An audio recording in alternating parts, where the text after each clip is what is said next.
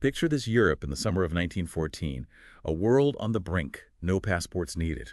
You could hop on a train and be in another country by weekend. But for one Serbian minister's family, that carefree travel turned into a desperate scramble to escape Austria-Hungary as the shadow of war loomed. Can you imagine that? Mm. The tension, the uncertainty as the world held its breath, wondering if a spark in the Balkans would ignite a global conflict. It is a remarkable image, isn't it? This contrast between the everyday rhythm of life and this gathering storm of war. And yeah, you're right. It all started with that spark in the Balkans. But to truly understand how it escalated into global conflict, I think we need to delve deeper, into that intricate web of alliances, the personalities, and the miscalculations that ultimately pushed Europe over the edge. Let's start with Great Britain. What was their position as these events unfolded? They weren't exactly known for eagerly jumping into conflicts, were they? No, not at all. In fact, for most of the 19th century, Britain had embraced this policy called splendid isolation. Essentially, they were relying on their powerful navy to protect their interests while avoiding entanglement in European alliances and conflicts.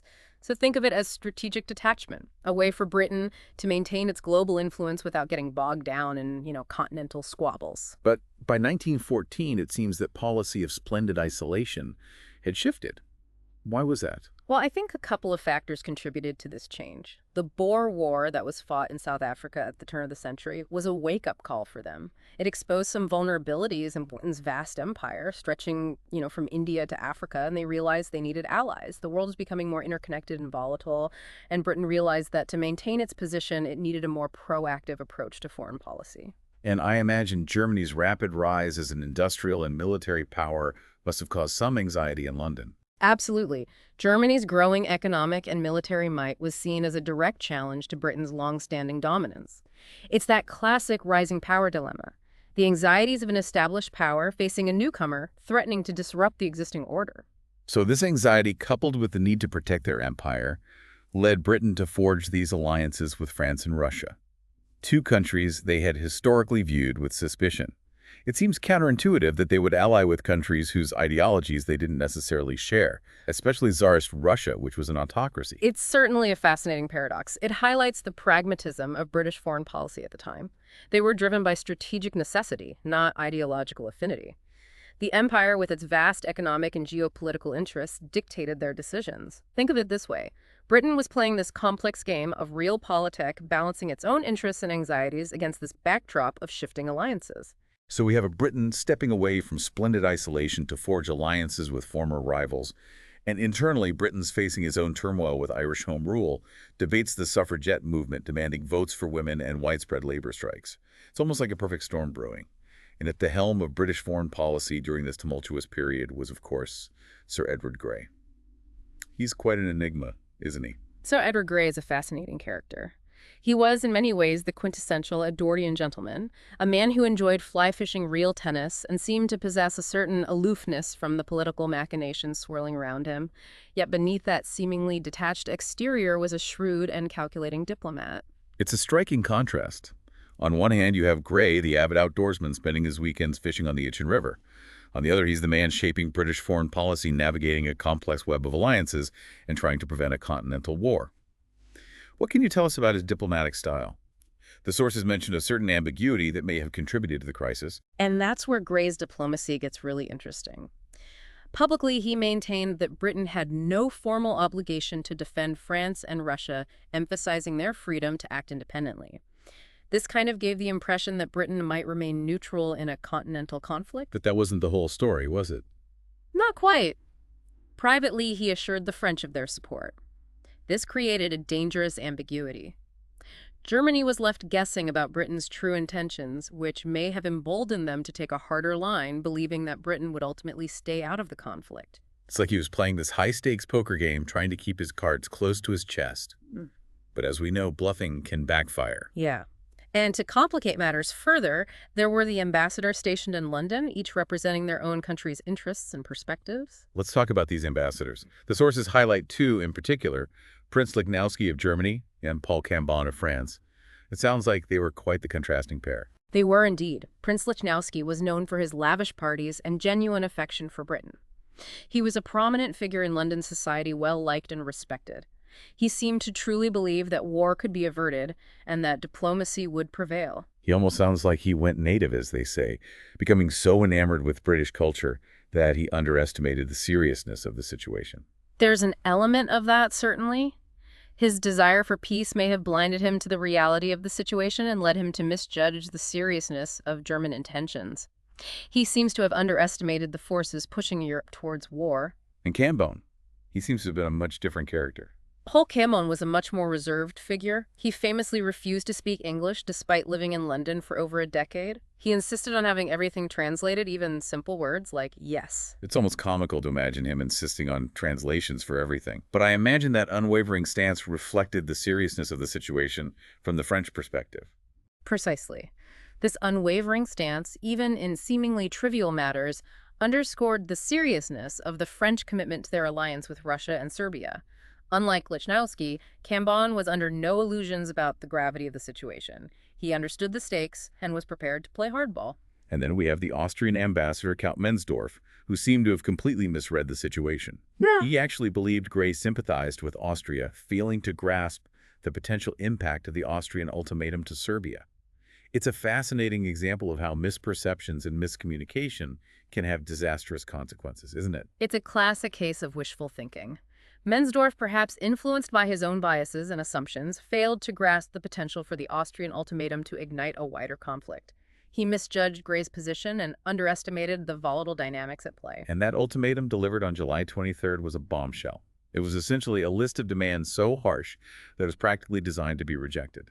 Gray himself described it as the most formidable declaration I have ever seen addressed by one state to another. And the Serbian response to this ultimatum was a masterclass in diplomacy. They seemed to accept most of the demands, but worded their reply in a way that gave Austria little ground for satisfaction.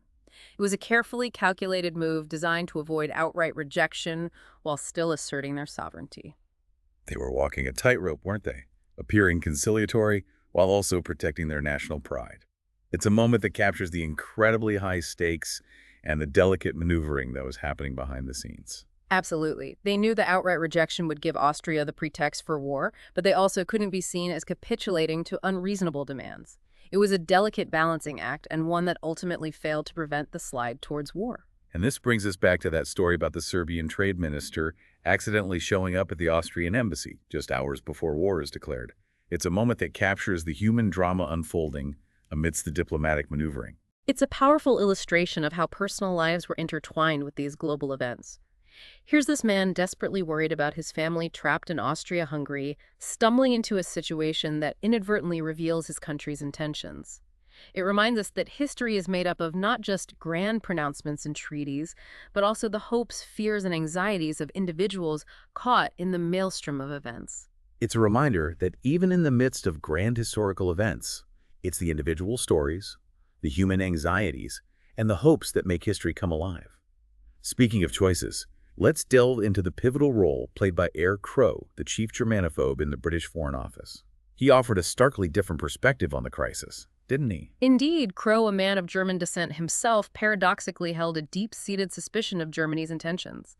He saw Germany's growing power and assertiveness as a fundamental threat to British interests and believed that any appeasement would only embolden them. It seems almost ironic that a man born and educated in Germany would become one of the most hawkish voices in the British Foreign Office. It's certainly a fascinating twist, but it speaks to the complexities of identity and ideology. Crowe, despite his background, saw Germany's actions as a threat to the very values he held dear: the balance of power in Europe, British naval supremacy, and the liberal international order. And his famous memo to Gray, outlining the potential consequences of British neutrality, really laid bare the strategic anxieties driving British policy. Crowe's memo, written on July 25th, presented a stark choice. Either side with France and Russia and risk a continental war, or stay neutral and risk being left isolated and vulnerable in the face of a victorious Germany, or a resentful Franco-Russian alliance. He argued that in the long run, neutrality would not serve British interests. It seems like a no-win situation, damned if you do, damned if you don't. Crowe's memo essentially argued that Britain's policy of splendid isolation was no longer viable in this rapidly changing world. He forced Gray to confront the uncomfortable reality that inaction carried its own set of dangers. Precisely. And while Gray was wrestling with this dilemma, The situation on the continent was rapidly deteriorating Austria-Hungary, enraged by Serbia's response to their ultimatum declared war on July 28th. This declaration set in motion a chain reaction that would quickly engulf all of Europe. So Gray is caught between the pacifist leanings of his government, his own desire to avoid war, and Crow's forceful arguments about the strategic consequences of neutrality. It's a recipe for agonizing indecision, isn't it? Absolutely. And it highlights the immense pressure Gray was under as he tried to navigate this incredibly complex and volatile situation. He was trying to reconcile competing priorities, manage conflicting advice, and anticipate the actions of other nations, all while knowing that the fate of Europe hung in the balance. And what was Germany's response to all of this? Did they understand the potential consequences of their actions? The Kaiser, feeling a strong sense of loyalty to Austria-Hungary, rejected Gray's proposals for mediation, outright viewing them as a betrayal of his ally. He saw any attempt to restrain Austria-Hungary as an infringement on German power and prestige. It seems like the Kaiser was operating from a very different set of assumptions and priorities than Gray. He prioritized loyalty and strength, viewing any compromise as a sign of weakness. Indeed, the Kaiser's worldview was shaped by a belief in German power and a conviction that Germany deserved a greater role on the world stage. He saw Gray's attempts at mediation as interference in a matter that was rightfully within Germany's sphere of influence. So we have Austria-Hungary declaring war on Serbia-Germany, rejecting British mediation efforts, and the armies of Europe mobilizing for war. It's like watching a train barreling towards a cliff, knowing the disaster is inevitable but powerless to stop it. The world was on the precipice. That's a powerful image and an apt analogy. Europe in the summer of 1914 was a powder keg, and the assassination of Archduke Franz Ferdinand was the spark that ignited it. But to understand the full scope of this tragedy, we need to explore the events that followed the decisions made and the missed opportunities for peace as the world hurtled towards a war that would reshape the 20th century. It's almost like the world was sleepwalking towards disaster, with each miscalculation and misstep bringing them closer to the precipice. It's a chilling thought, isn't it? It really is. Yeah. But amidst the diplomatic failures and the looming threat of war, there were still these moments of, individual courage and compassion that offers glimmer of hope in this dark narrative. I'm thinking, of course, about the story of the Serbian trade minister and his family. It's a poignant reminder that even in the midst of global conflict, human kindness can still prevail. The Austrian ambassador Baron Giesel went out of his way to ensure the safe passage of the trade minister's family, even as war was about to erupt between their countries. It speaks to a certain code of honor, a recognition of shared humanity even in the face of political division. It's a reminder that individuals can make a difference even in the most challenging circumstances. And it's a stark contrast to the actions of some of the key decision-makers who seemed more concerned with power politics and national prestige than with the human cost of war. That's a good point. There's a certain tragic irony in how these individual acts of kindness are juxtaposed against the backdrop of a world seemingly determined to destroy itself. It raises an important question about the role of individuals in shaping history. To what extent can individual actions, whether acts of compassion or acts of aggression, alter the course of events? It's a question historians continue to debate. It is a question that has resonated through the ages, hasn't it? Mm-hmm. And while there's no easy answer, it's clear that individual choices, especially those made by people in positions of power, can have profound consequences. Absolutely. History is not simply a series of inevitable events, but rather a complex tapestry woven from the choices, actions, and inactions of individuals. And as we delve deeper into the events of July 1914, we see how those individual choices, often driven by fear, ambition, or miscalculation, ultimately led to the outbreak of a war that would reshape the world. Let's go back to Sir Edward Grey. He was, as we've discussed, a man of contradictions. He was a lover of nature and peace who nonetheless found himself at the helm of British foreign policy during one of the most turbulent periods in history. And his personal tragedies, the loss of his wife, his brother, and his declining eyesight, seem to contribute to a sense of detachment and melancholy that may have influenced his diplomatic style. Some historians argue that Grey's ambiguous approach, publicly stating that Britain had no obligation to defend France and Russia, while privately assuring the French of their support, contributed to the crisis escalation. It's a classic case of mixed messaging, isn't it? On one hand, he's trying to avoid provoking Germany, while on the other, he's trying to reassure France that they won't be abandoned. It was a delicate balancing act, and one that ultimately failed. You're right, it was a high-wire act with incredibly high stakes. And looking back, it's easy to see how this ambiguity might have backfired. Gray's critics argue that he should have been more forceful, more explicit in his warnings to Germany. They believed that a clear declaration of British support for France and Russia might have deterred German aggression. But of course, hindsight is always 20/20. At the time, Gray was operating with incomplete information and facing immense pressure from both within his own government and from foreign powers. Exactly. He was trying to navigate a complex web of alliances, domestic politics, and personal convictions. And it's important to remember that even if Gray had taken a more assertive stance, there's no guarantee that it would have prevented war. The forces at play were complex and multifaceted. A multitude of factors, including nationalism, militarism, and the rigid alliance system, were pushing Europe towards the brink. It's like that perfect storm analogy again, isn't it? With each gust of wind pushing the ship closer to the rocks. It really is. And in the midst of this gathering storm, the actions and inactions of individual leaders played a critical role in determining the final outcome. The Kaiser's unwavering support for Austria-Hungary, even in the face of Serbian concessions, was a crucial factor in the crisis escalation. It seems like the Kaiser was operating from a very different set of assumptions and priorities than Gray. He prioritized loyalty and strength and viewed any compromise as a sign of weakness. You're right. The Kaiser's worldview was shaped by a belief in German power and a conviction that Germany deserved a greater role on the world stage. He felt personally slighted by what he perceived as Gray's interference. The personal relationship or lack thereof between leaders can often play a significant role in international affairs.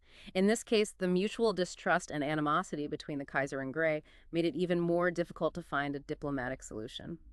And then there's the fascinating case of Eyre Crowe, the chief Germanophobe in the British Foreign Office. His stark assessment of Britain's options had a profound impact on Gray's thinking, didn't it? It did. Crowe, a man of German descent himself, paradoxically held a deep suspicion of Germany's intentions. He argued that Germany's ambitions posed a direct threat to British interests, and that neutrality would ultimately lead to British isolation and vulnerability.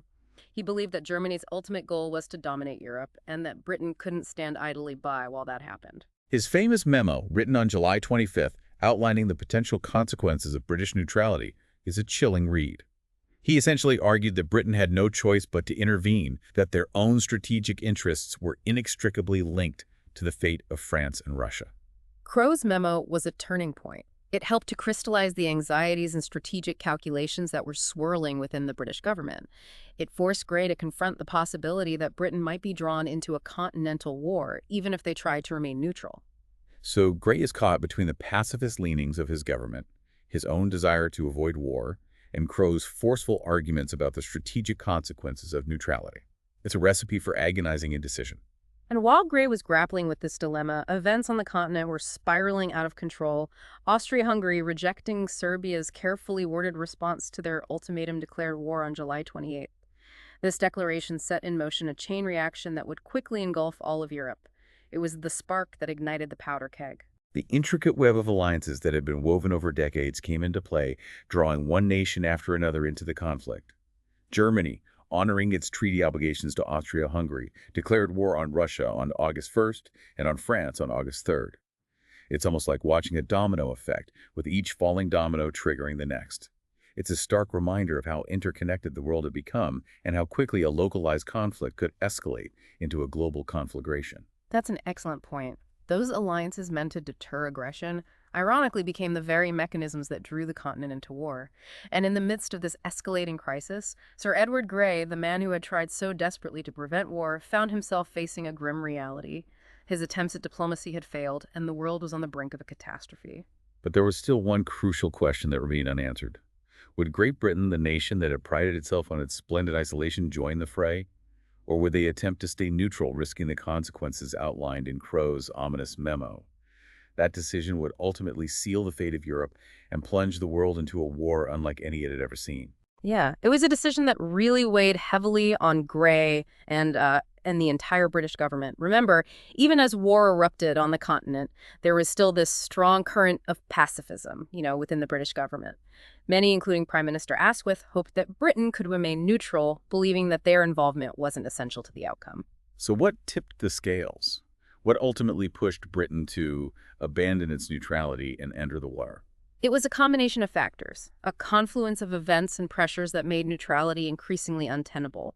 Public opinion in Britain was turning against Germany, fueled by these reports of atrocities committed by German troops in Belgium. Belgium, of course, was a neutral country that Germany had invaded as part of their war plan.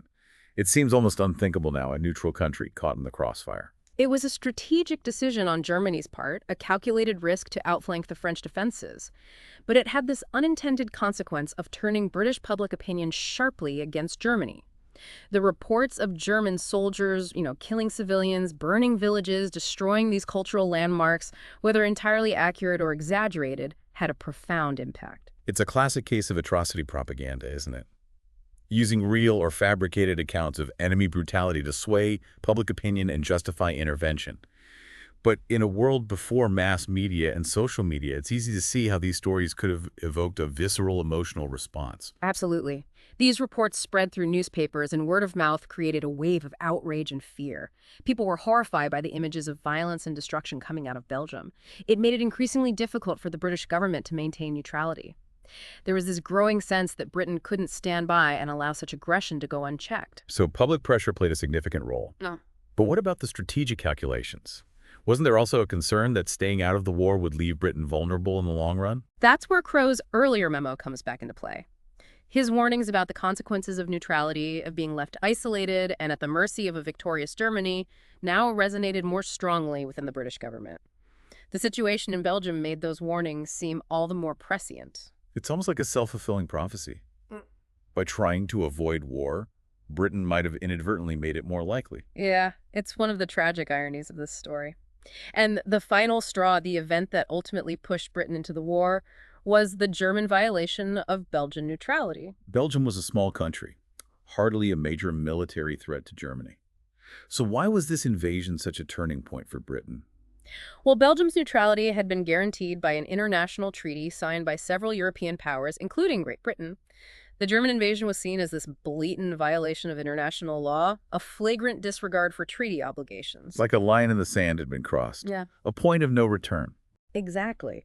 This act of aggression, coupled with the growing public outrage over the alleged atrocities in Belgium, finally convinced the British government that neutrality was no longer a viable option. They believed that their honor and credibility on the world stage were at stake. On August 4th, 1914, Great Britain declared war on Germany, officially entering the conflict that would become known as World War I. So after weeks of tension, miscalculations, and agonizing decisions, the world was at war. It's a sobering thought, isn't it? Yeah. To think that events so far away in a region many in Britain probably knew little about could have had such a dramatic impact on their lives. It is a sobering thought. It reminds us of how interconnected the world is, how events in one corner of the globe can ripple outward and touch the lives of people far away.